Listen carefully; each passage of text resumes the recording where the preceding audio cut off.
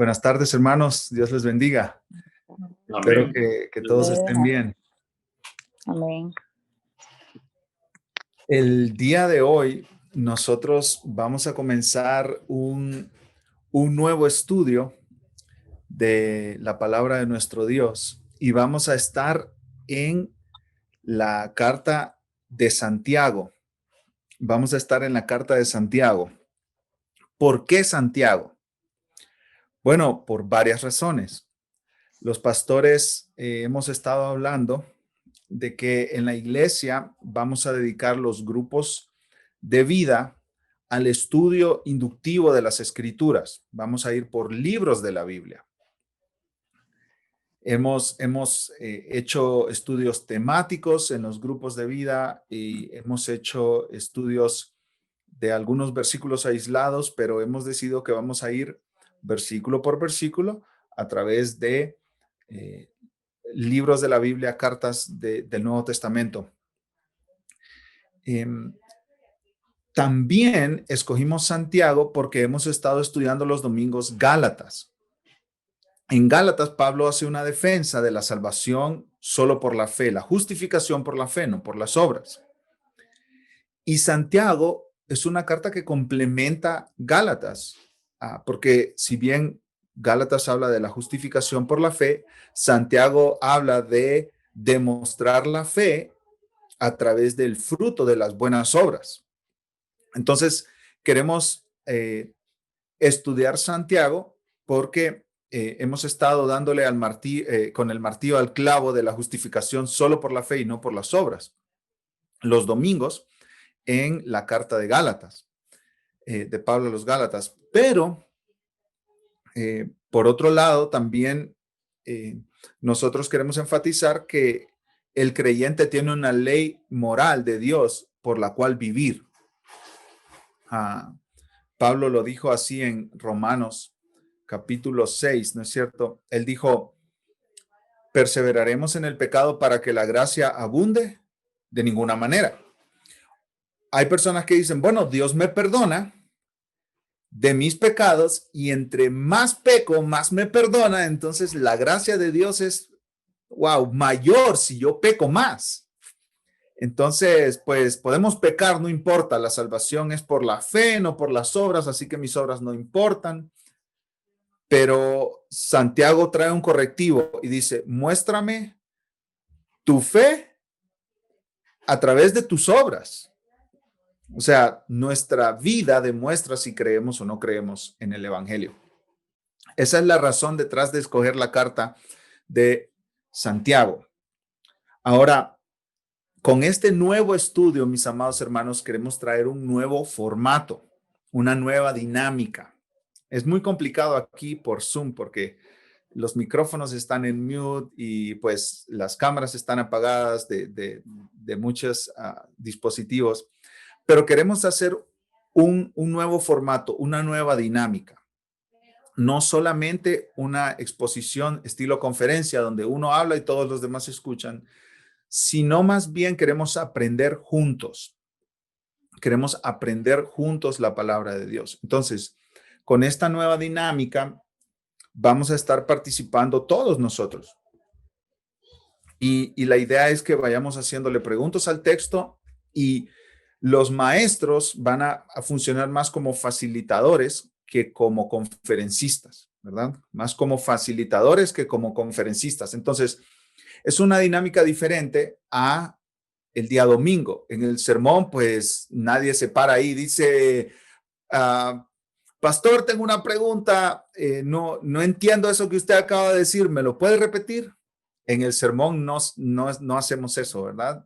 Se está predicando la palabra, se está exponiendo la palabra y se escucha la palabra y nos sometemos a ella. Pero aquí es un tiempo de discutir, de hablar. Aquí es un tiempo de hacer preguntas, de cosas que no entendemos, de buscar aclaraciones y de aprender juntos. Tal vez tú has recibido enseñanza acerca de esta carta que puedes compartirla con nosotros. Y también es válido. También nos corregiremos aquí, porque quizá alguna opinión será equivocada, entonces tendremos que volver otra vez a las Escrituras, volver a lo que Dios enseña en su palabra. Entonces, en esta nueva dinámica, la idea es que participemos todos. Siempre hay un grupo que son los que más hablan, ¿no? Pero vamos a dar oportunidad a todos, incluso por nombre. No sé, hermano Fidias, dinos por favor qué opinas de esto. Hermano Carlos, ¿qué opinas de esto? Y etcétera, de los hermanos que estén conectados en la llamada, ¿no? Vamos a ir verso por verso y si es necesario pausar y traer una aplicación muy pertinente de la carta, la vamos a traer y vamos a seguir con los siguientes versos el siguiente miércoles. Cuando empecemos los grupos de vida presencialmente, pues quizá la dinámica sea más fácil, ¿verdad? Porque cara a cara es más fácil esa dinámica. Pero seguiremos haciendo este estudio por Zoom para los hermanos que aún no puedan salir de sus hogares y visitar otras casas presencialmente en los grupos de vida. Y vamos a seguir esta dinámica de estudiar la palabra de Dios verso por verso. Si pueden, mis amados hermanos que tienen apagadas sus cámaras, encender sus cámaras sería fenomenal porque así todos nos estamos viendo y hay un poco más de interacción. Gracias, Rodrigo. Gracias, Pastor Eric. Si puedes, toma notas, ten una libreta por ahí, unas hojas. Se aprende mejor con la oportunidad de tomar notas. Y vamos durante la semana leyendo Santiago para empaparnos más y más y más de esta carta. Ahora, yo quiero comenzar con la pregunta, ¿qué sabes tú de Santiago? Sin ir ahí rápido a la Biblia de estudio que tienes en tu casa y sin ir a abrir la Biblia rápido, a buscarla, a ver, para recordar, a ver qué es lo que dice esta carta. ¿Qué sabes tú de la carta de Santiago? ¿Quién quiere comenzar? Carlos, por favor. Santiago, entiendo que es hermano de Jesucristo. Así es. También es, sí, habla mucho sobre la fe, y las obras que uno produce. Por la fe es que uno hace las obras, no hace las obras para ganar méritos. Gracias, Carlos. ¿Alguien más, mis amados hermanos? ¿Qué sabemos de Santiago, de la carta de Santiago?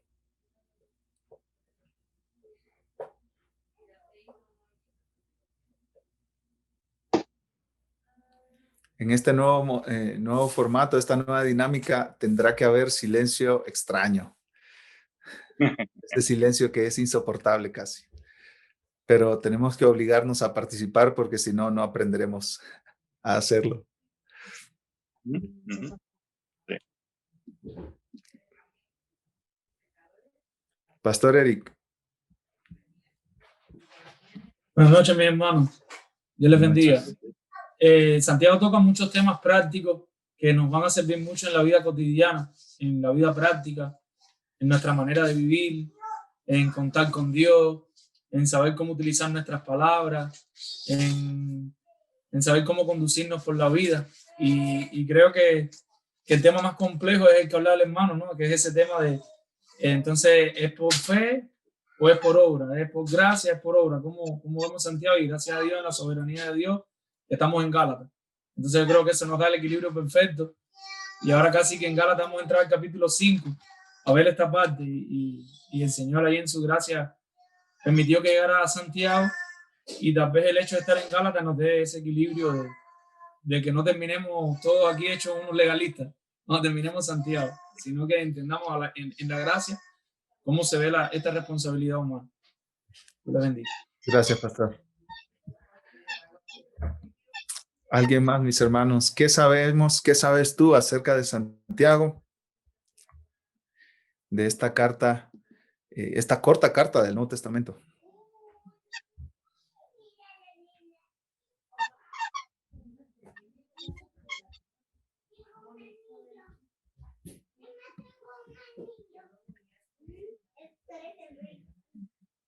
Dice Lisandra en el chat que Pablo lo reconoce como un pilar en la iglesia de Jerusalén. Así es, Lisandra. Un líder, el escritor de la carta fue un líder de la iglesia en Jerusalén. Así es. Y Pablo, bueno, hablando de Gálatas, el pastor nos estaba hablando ahorita de Gálatas. En Gálatas se menciona como uno de los pilares de la iglesia, de los líderes de la iglesia en Jerusalén. ¿Alguien más, mis amados hermanos?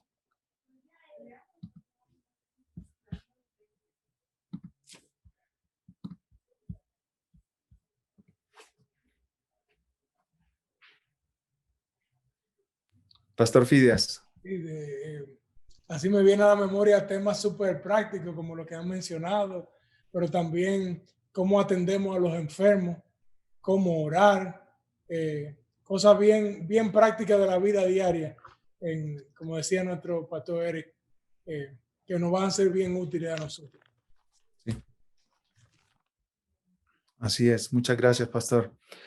Tengo una presentación que compartirles aquí para aquellos que les gusta ir tomando notas. Déjame ver cómo se las comparto.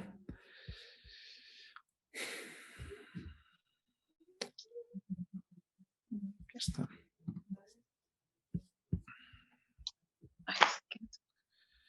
Si logran verlo ahí.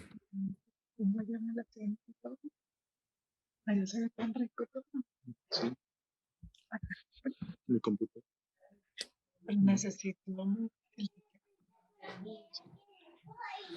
Bueno, esta carta de Santiago, pues obviamente tenemos al escritor que se llama Santiago, que en otras partes de las escrituras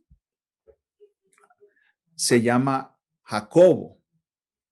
Este Santiago es el hermano, el medio hermano de Jesucristo.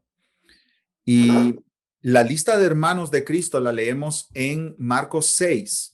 Les pido que por favor busquen Marcos 6 en sus Biblias. Marcos 6.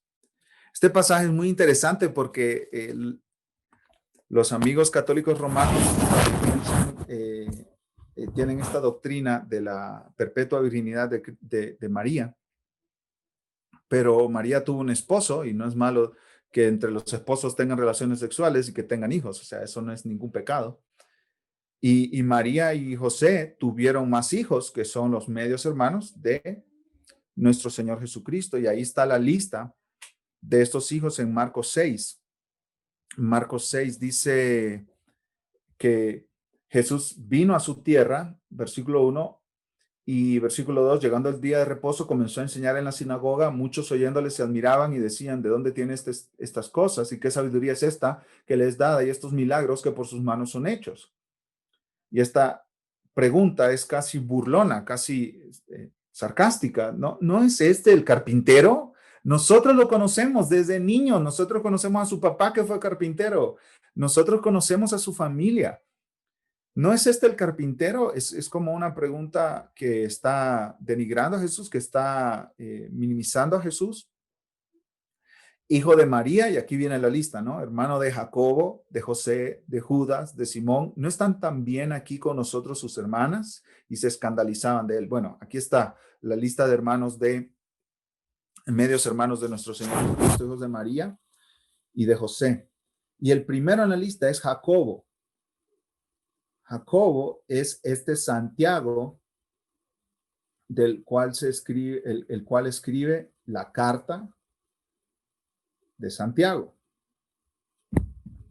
Y este Santiago era hermano de Judas. Ahí dice en Marcos 6:3, hermano de Jacobo. Jesús es hermano de Jacobo, José, de Judas y de Simón. Y este Judas es el que escribe la última carta de el Nuevo Testamento antes de Apocalipsis. La carta de Judas fue escrita por otro medio hermano de Jesús. En Judas, versículo 1 dice, Judas, siervo de Jesucristo y hermano de Jacobo. Ahí está, hermano de Jacobo.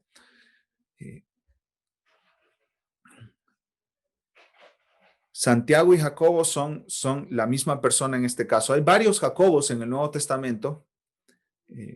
Un discípulo de Jesús se llamaba Jacobo, pero lo mataron cuando recién comenzó la iglesia. Habían otros llamados Jacobos, como el padre Judas Iscariote, etc. Pero ninguno de ellos aplica para ¿quién escribió este libro? El escritor de este libro fue Santiago, el medio hermano de Cristo. Y es muy interesante, y aquí tenemos quizá nuestra primera aplicación, mis hermanos, para hoy, que Santiago rechazó a Cristo. Si alguien puede leer Juan 7:5, por favor. Juan 7:5.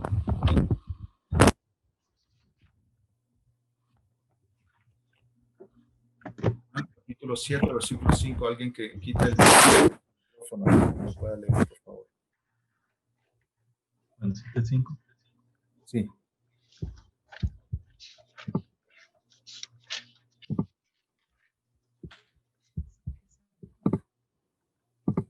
Porque ni aun sus hermanos creían en él. Ni aún sus hermanos creían en él, obviamente hablando de Cristo. Aquí nos dice que Santiago, el que escribió la carta de Santiago, el que recibió esta palabra de parte de Dios, el que recibió esta palabra inspirada por el Espíritu Santo, este hombre no creía en Cristo durante la vida y ministerio terrenal de Jesús, sino que fue hasta después de que Cristo resucitó, cuando él se encontró con el Cristo resucitado, que él creyó en Jesús. Primera de Corintios 15:7. Otra persona que lo pueda leer, por favor. Primera de Corintios 15:7. Es muy interesante la historia de este hombre. La gracia de Dios, mis amados hermanos, e incluso en la introducción de la carta a Santiago ya tenemos una aplicación. Dios salva a quien Él quiere, cuando Él quiere, a la manera que Él quiere. Él es soberano y aún el más rebelde, Dios lo puede usar de grandes maneras para su gloria una vez que las personas se convierten al Evangelio. Primera de Corintios 15:7, ¿quién lo tiene que lo pueda leer, por favor? Amén. Dice así: después apareció a Jacobo, después a todos los apóstoles. Ahí está, hace una diferencia, ¿no? Entre Jacobo y todos los apóstoles. Jacobo, su hermano, Jacobo, su medio hermano. Él fue salvo, se encontró con el Cristo resucitado. Y habiéndose encontrado con el Cristo resucitado, él llegó a ser un líder de la iglesia en Jerusalén. Vamos a Hechos, capítulo 12. Hechos, capítulo 12, versículo 17. Ahí en el libro de Hechos, este hombre se menciona varias veces. Hechos 12:7.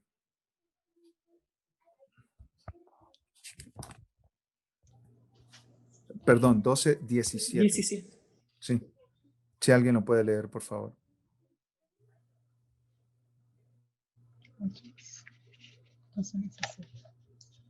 Pero él, haciéndoles con la mano señal de que callasen, les contó cómo el Señor le había sacado de la cárcel y dijo: haced saber esto a Jacobo y a los hermanos.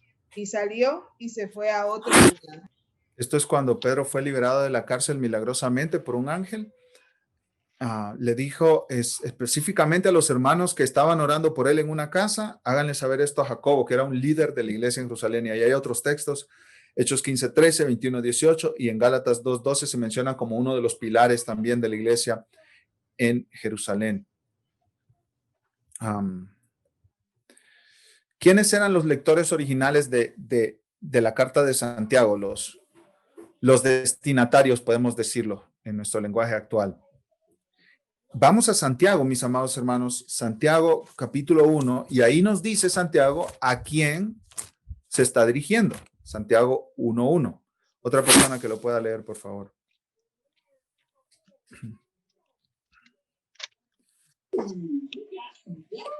Santiago, siervo de Dios y del Señor Jesucristo, a las 12 tribus que están en la dispersión, salud.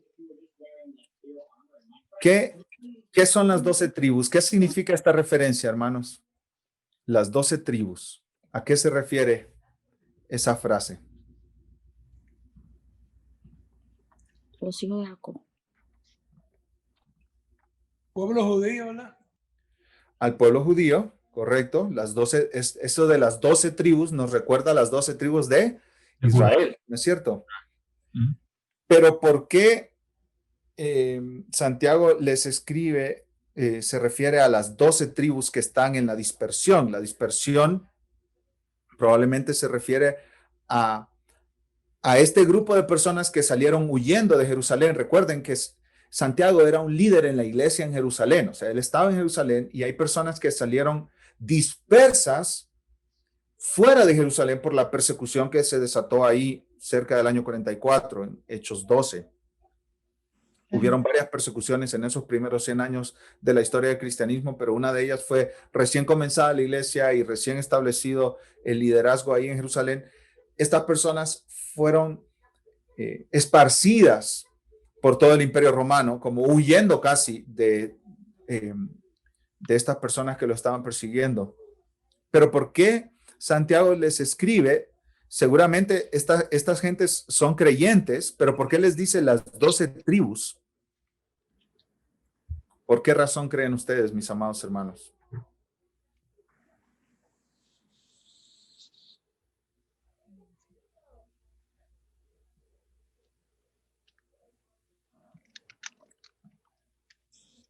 Cuando los judíos.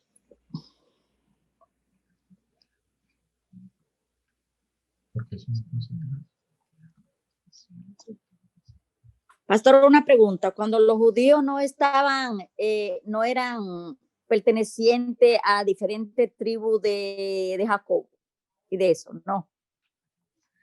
Bueno, ese es un buen punto porque las 12 tribus empezaron hasta más adelante, después de que comenzó la nación de Israel. La nación de Israel comenzó solo con Abraham y con su familia. Pero bueno, aquí está hablando miles de años después de los 12 hijos de Jacob, de que ellos nacieron. Entonces, sí, pero que pertenece. Sí.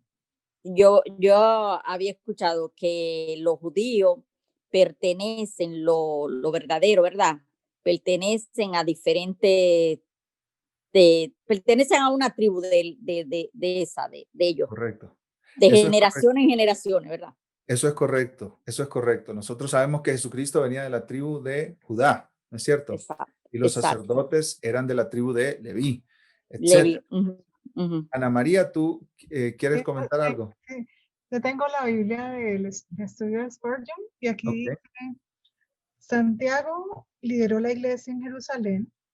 La referencia a las 12 tribus que están en la dispersión, primero, en el versículo 1:1, sugiere que la carta estaba dirigida a los judíos cristianos que vivían fuera de Israel. La referencia a una sinagoga. También es otro indicio de que los destinatarios eran judíos convertidos al cristianismo. Las circunstancias que se mencionan, los ricos opresores, bueno, es otra cosa. O sea, sí. Ahí está. Muchas gracias, Ana María. Esto, Santiago les dice a las 12 tribus que están en la dispersión, y esa frase, las 12 tribus, es un sinónimo de israelitas, a los israelitas. Estos pertenecen, como nos decía Adriana, ¿no? Que todos los judíos verdaderos pertenecen a alguna tribu de las 12 de Israel. Entonces, estos eran descendientes de alguna de las tribus de Israel, pero todos creyentes, todos cristianos, todos habían profesado fe en el evangelio, todos habían profesado fe en Cristo, pero habían salido de Jerusalén por la persecución que se desató ahí cerca del año 44 después de Cristo. Entonces, ahora, hermanos, Pongámonos en las sandalias de esta gente. Pongámonos en las sandalias de esta gente. Tú tienes que, cuando tú vas a estudiar un libro de la Biblia, un pasaje de la Biblia, no lo hagas como de la distancia, ¿no? Como métete en la historia, en lo que está sucediendo ahí. Esta gente fue echada de sus casas. Esta gente fue echada de sus familias. Esta gente fue echada de lo que ellos conocían. Se quedaron sin amigos, sin redes de comunicación, de contactos, sin lo que era común para ellos. Esta gente estaba como esos inmigrantes que salen en las caravanas de Centroamérica, rebotando de pueblito en pueblito a ver quién les podía dar de comer. Y este contexto histórico lo vamos a necesitar más adelante en la carta. Miren lo que dice Santiago 1:2. Hermanos míos, tened por sumo gozo cuando os halléis en diversas pruebas. Versículo 12, Santiago 1:12. Bienaventurado el varón que soporta la tentación. Esa palabra tentación ahí puede ser traducida también prueba. Porque cuando haya resistido la prueba, recibirá la corona de vida que Dios ha prometido a los que le aman. Esta era gente sufriente por su fe. Ellos estaban siendo perseguidos por ser cristianos y habían perdido sus trabajos, perdido sus casas, sus ahorros quizás de toda la vida. Estos eran creyentes que habían salido con sus hijos de brazos quizás, con sus niños pequeños. Estaban huyendo por todo el Imperio Romano. Estaban huyendo por todo el Imperio Romano. Y es impactante que Santiago también les habla acerca del sufrimiento y cómo sufrir para la gloria de Dios. Aquí tenemos, solo en la introducción tenemos mucha aplicación y muchas verdades que nosotros podemos apropiarnos de ellas, ¿verdad? Sigamos con un par de detalles más aquí de la carta. ¿Cuál es el tema central de la carta? Bueno, ya lo dijo antes tanto nuestro hermano Carlos como el pastor Eric. El tema central de la carta de Santiago es que estamos llamados a vivir la fe. Ser hacedores de la palabra, no tan solamente oidores de la palabra. Ese es quizá uno de los versículos más famosos, ¿no es cierto? Sean hacedores de la palabra y no oidores olvidadizos. Ahí en el capítulo 1, versículo 25, 23, 24, 25.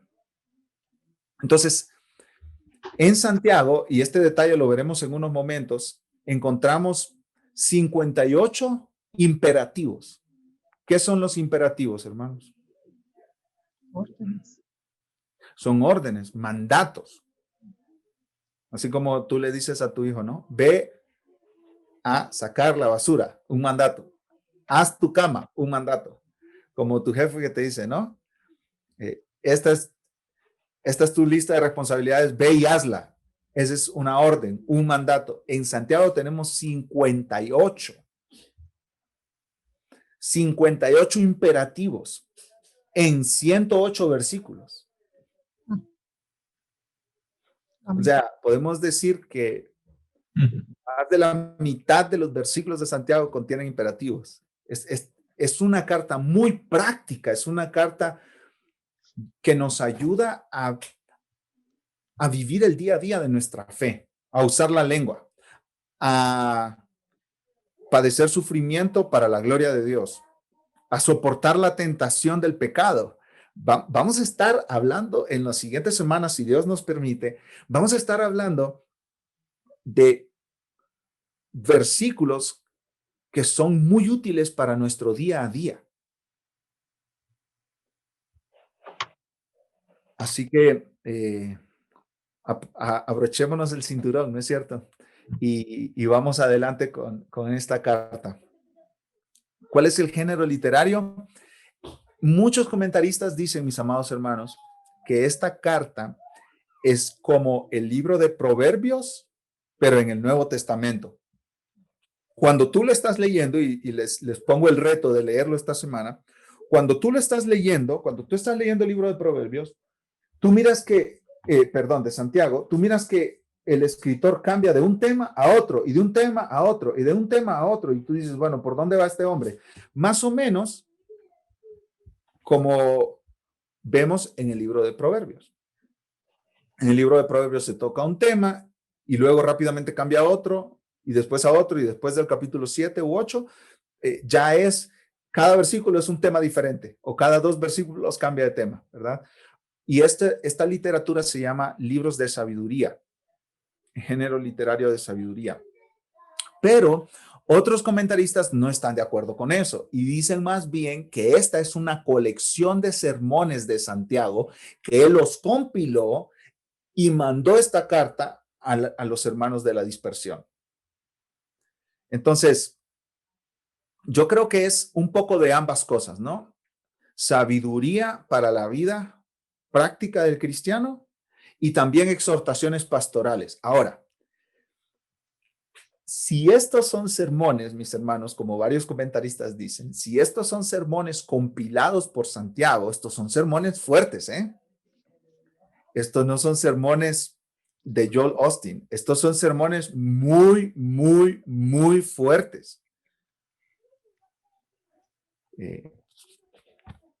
Solo esa parte que dice que tú me dices que tú crees que Dios es uno, bien haces, también los demonios creen y tiemblan. ¡Wow! Eso es un pastor con mucho, diríamos, en mi pueblo, colmillo pastoral, ¿no es cierto? Un hombre que habla y que habla de una manera firme a los creyentes que le están escuchando. No anda con medias tintas, Santiago. Estos son 3 detalles nada más. De esto ya mencionamos uno, pero se los digo solo para que los tengamos en mente mientras estudiamos Santiago. En primer lugar, Santiago contiene más de 40 alusiones al Antiguo Testamento. Y mientras vayamos estudiando, tenemos que ir al Antiguo Testamento, volver al Antiguo Testamento.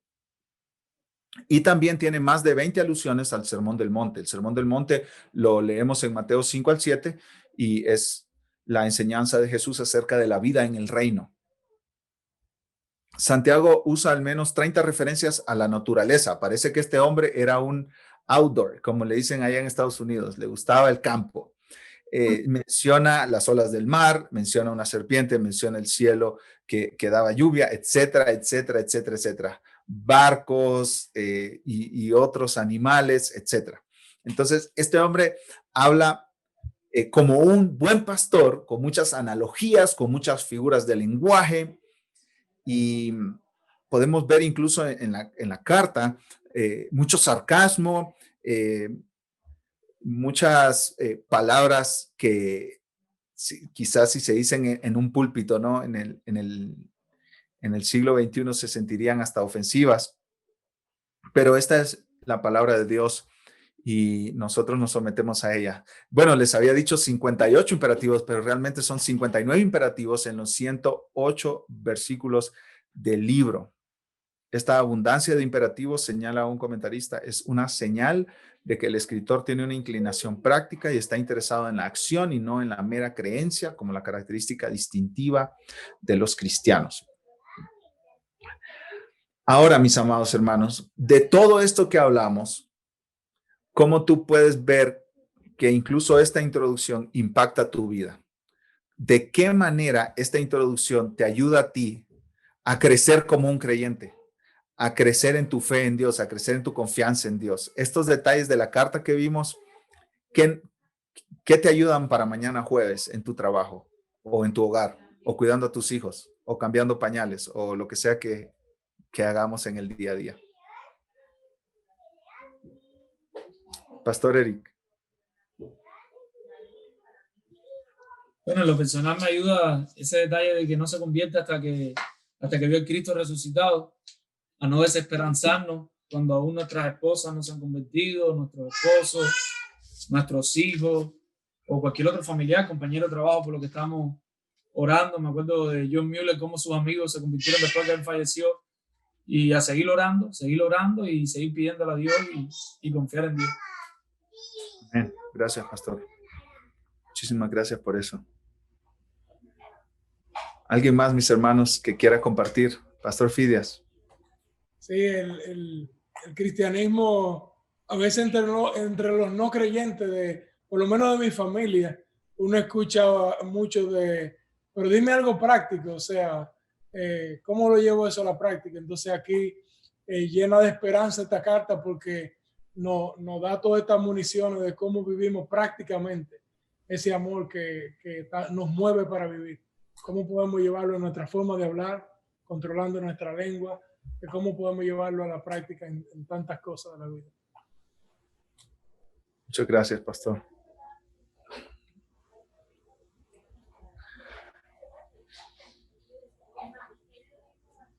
¿Alguien más, mis hermanos, que quiera compartir? Eric, otra vez. Dale, brother, no te preocupes. En Cuba le decimos coger el doble. Si nadie se decide, pues yo sigo comiendo. Entonces, le doy gracias a Dios por la similitud con Proverbios. Proverbios es un libro que muchos recomiendan leer un capítulo diario, como tiene 31 capítulos.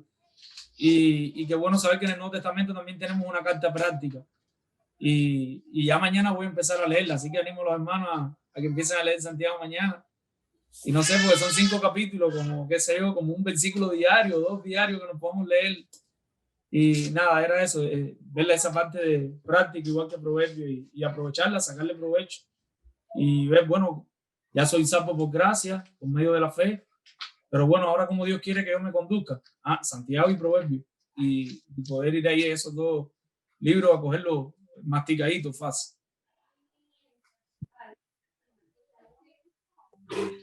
Gracias, pastor. Vicky. Una de mis cartas favoritas en lo personal la estudié con las chicas aquí de Zephyr Hills y de verdad que me emociona volver a estudiarla con hermanos de la iglesia. ¿Y cómo me ayuda esto el día de mañana? Pues me hace recordar que necesito de Cristo y necesito el Evangelio diariamente. Así que me anima mucho,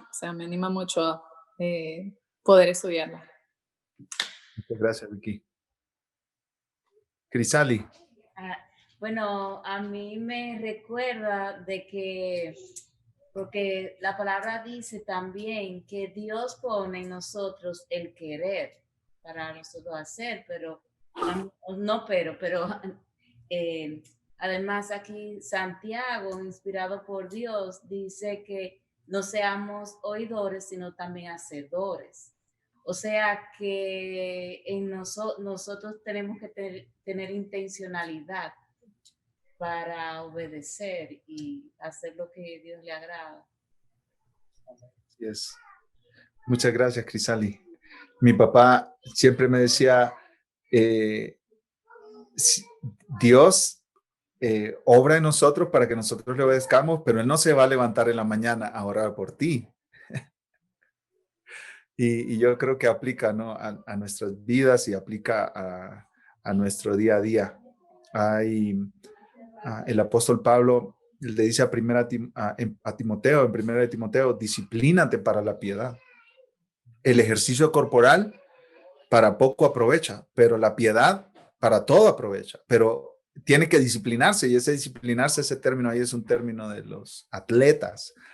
Los atletas guardan dietas y hacen ejercicios, y yo he escuchado de atletas que llegan pues a sus casas y se meten en tinas de hielo para hacer recuperación de sus músculos. Hermano, yo ni la mano meto a una tina con hielo, imagínense meter todo el cuerpo, pero esa es la disciplina de los atletas, y por algo corruptible como una medalla, como un trofeo, en aquel tiempo era una corona de hojas. Y en ese esfuerzo por ganar eso, estos jóvenes se disciplinaban a sí mismos. Se negaban muchas cosas del mundo. Se negaban fiestas que compañeros de su edad disfrutaban quizás. Se negaban comidas que otras personas pudieran estar disfrutando. pero ellos se disciplinaban, dejaban el mundo y dejaban esa, para ganar algo, pues, perecedero. Pero nosotros los creyentes nos disciplinamos para crecer en piedad y en amor por Cristo y por el Evangelio. Así es. ¿Alguien más, mis amados hermanos?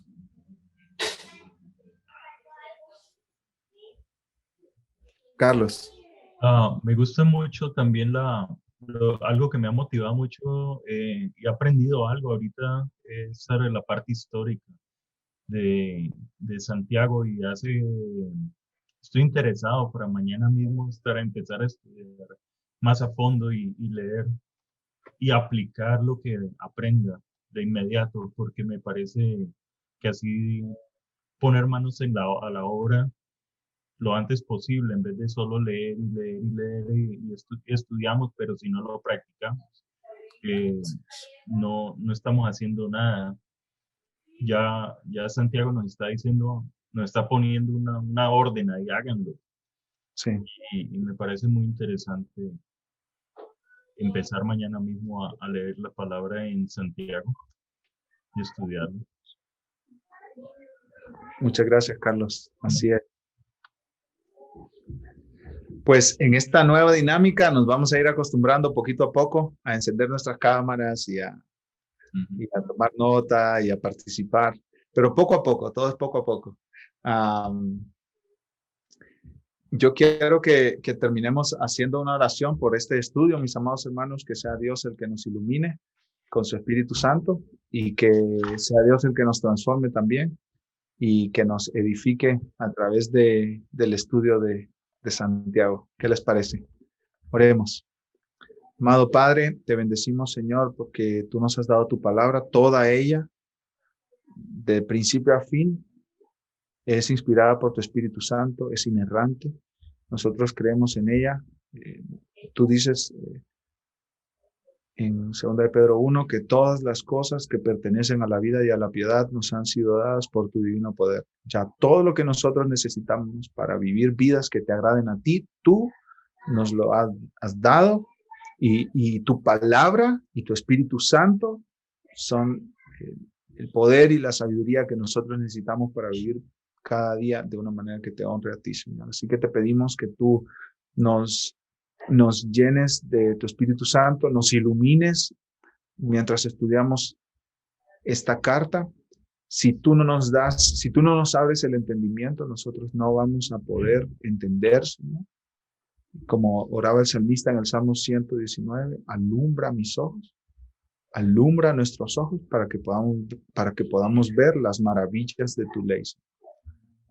Abre nuestros ojos, alumbra nuestro entendimiento. Que si nuestro entendimiento está en oscuridad, Señor, tú nos des luz. Danos corazones dispuestos, preparados, danos corazones sensibles a tu palabra y que se dé mucho fruto en nuestra vida por ella. Gracias por Cristo Jesús, Señor, porque siempre que nosotros quedamos cortos en nuestro deber como creyentes, podemos recordar que Cristo nunca quedó corto. Él vivió una vida perfecta y murió en la cruz para pagar por todos los momentos en que nosotros quedamos cortos en obedecerte, en vivir para ti, en servirte a ti, Señor, y amarte por sobre todas las cosas. Gracias por Cristo, gracias por el Evangelio y gracias por tu sabiduría para nuestra vida diaria. Gracias por cada hermano y hermana aquí, Señor. Gracias por la Iglesia Palabra de Vida. Bendice a nuestra amada Iglesia, Señor, con tu paz, con tu bendición.